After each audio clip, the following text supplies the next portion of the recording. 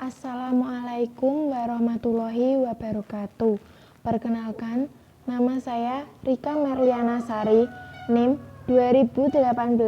2018-12-208, kelas akuntansi 5D. Di sini, saya akan membahas bab standar akuntansi.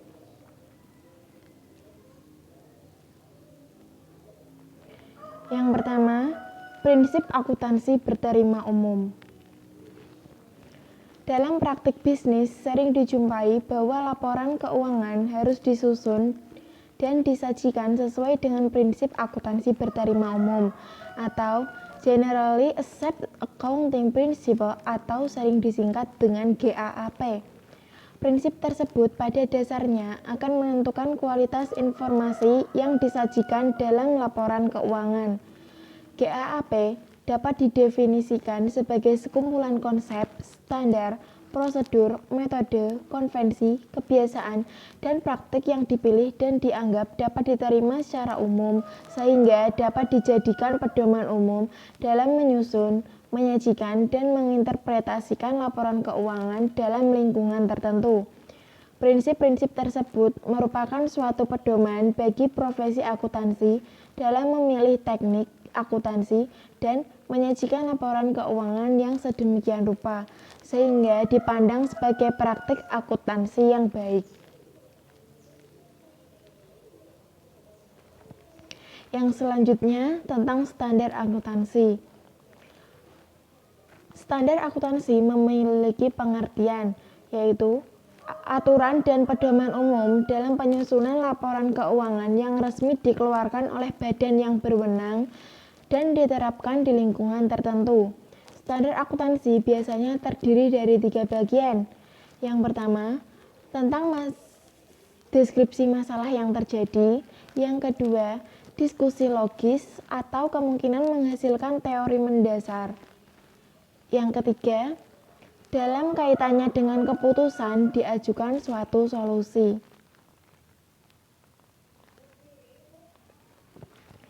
Arti penting standar akuntansi. Beberapa alasan yang menyebabkan penentuan standar memiliki peran penting dalam penyajian laporan keuangan, yaitu yang pertama, memberi informasi akuntansi kepada pemakai tentang posisi keuangan, hasil usaha, dan hal-hal yang berkaitan dengan perusahaan. Informasi tersebut diasumsikan secara jelas, konsisten, dapat dipercaya, dan dapat dibandingkan.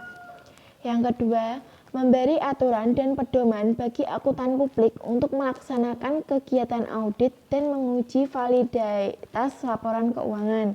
Yang ketiga, memberi data dasar bagi pemerintah tentang berbagai variabel yang dipandang penting dalam mendukung pengenaan pajak, pembuatan regulasi, perencanaan ekonomi, dan peningkatan efisiensi dan tujuan sosial lainnya. Yang terakhir, menghasilkan prinsip-prinsip dan teori bagi mereka yang tertarik dengan disiplin akuntansi. Yang selanjutnya, pendekatan dalam penentuan standar. Pendekatan yang digunakan dalam penentuan standar akuntansi ada 2. Yang pertama, dengan menggunakan pendekatan pasar bebas. Pendekatan pasar bebas dilandasi asumsi dasar bahwa informasi akuntansi merupakan komoditi ekonomi serupa dengan barang atau jasa yang lain. Atas dasar asumsi tersebut, jumlah informasi akuntansi yang disajikan akan dipengaruhi oleh kekuatan permintaan dan penawaran. Permintaan muncul dari pihak yang menggunakan laporan keuangan, sedangkan penawaran muncul dari pihak yang membuat laporan keuangan. Yang kedua, menggunakan pendekatan regulasi. Pendukung pendekatan regulasi berpendapat bahwa kegagalan pasar berkaitan dengan penyajian informasi keuangan bagi pihak berkepentingan dapat menurunkan kepercayaan investor. Masalah ini mungkin dapat diatasi dengan regulasi. Faktor yang menyebabkan kegagalan pasar dapat terjadi. Ada 6. Yang pertama, pengendalian monopoli terhadap informasi manajemen. Yang kedua, hipotesis investor naif. Yang ketiga, fiksasi fungsional. Yang keempat, angka-angka yang menyesatkan. Yang kelima, keragaman prosedur. Yang terakhir, kurangnya objektivitas.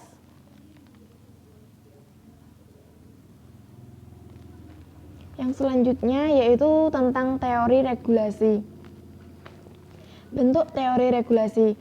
Teori regulasi memiliki dua versi, yaitu teori elit politik atau political ruling elite theory of regulation yang diajukan oleh Posner pada tahun 1974.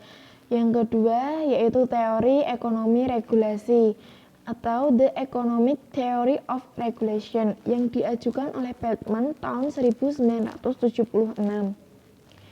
Versi pertama menggunakan kekuatan politik untuk mendapatkan kendali terhadap regulasi, sementara versi kedua didasarkan pada kekuatan ekonomi.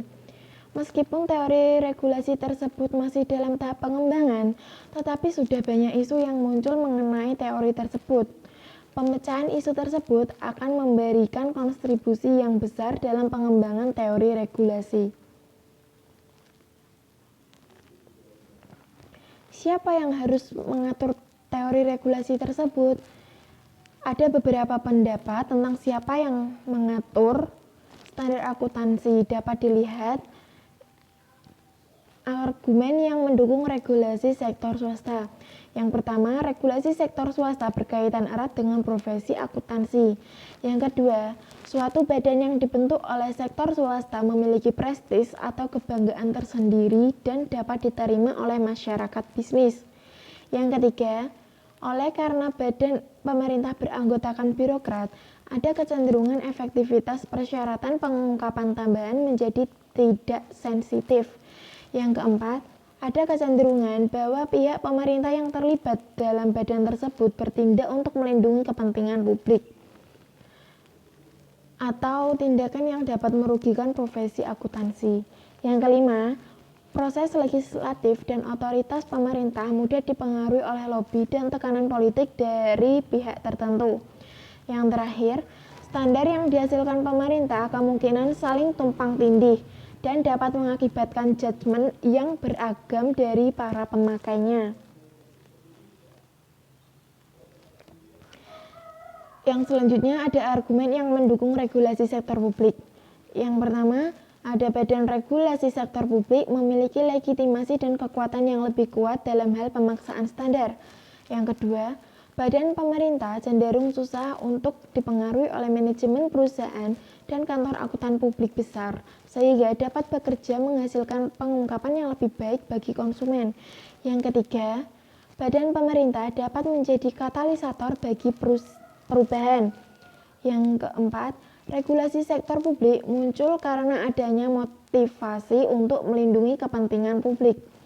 Yang kelima, sektor swasta harus selalu diawasi dan dikendalikan karena tujuannya seringkali bertentangan dengan kepentingan publik. Yang terakhir, standar akuntansi memiliki pengaruh hukum dan melibatkan konflik kepentingan dari berbagai pihak, sehingga harus ditetapkan sesuai dengan aturan dan prosedur umum.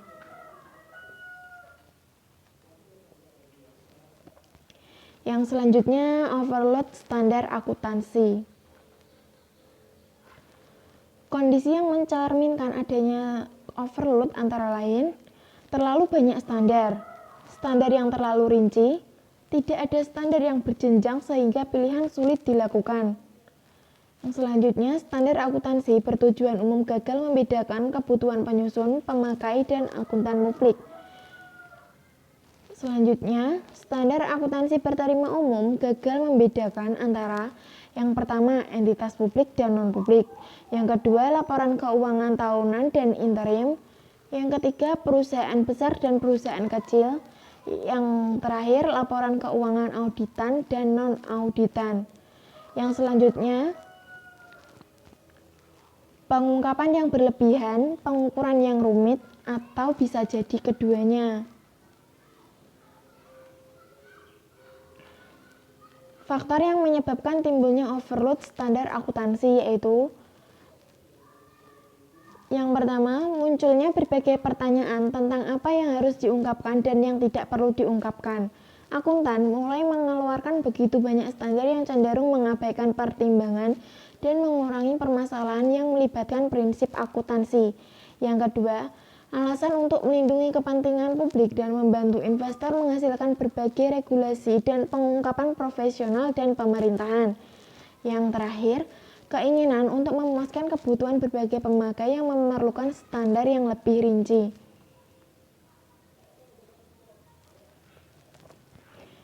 Pengaruh overload standar akuntansi.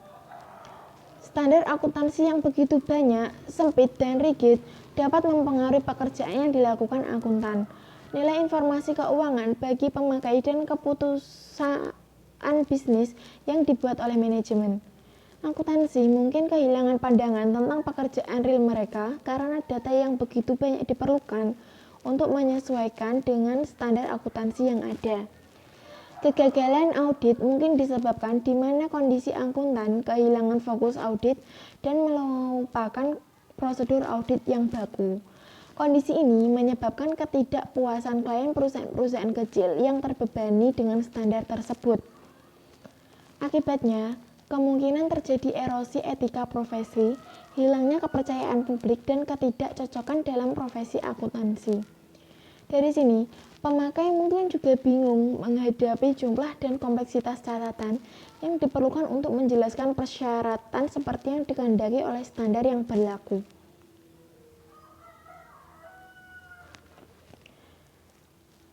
Berbagai pendekatan yang berkaitan dengan overload standar. Yang pertama, tidak ada perubahan. Yang kedua, melakukan perubahan terhadap konsep GAAP menjadi dua jenis GAAP. Misalnya, GAAP khusus perusahaan kecil dan GAAP khusus untuk perusahaan besar. Yang ketiga, melakukan perubahan GAAP untuk menyederhanakan penerapannya bagi semua perusahaan. Yang keempat, menentukan pengungkapan dan pengukuran yang berbeda. Yang kelima, melakukan perubahan terhadap standar akuntansi publik untuk pelaporan informasi keuangan.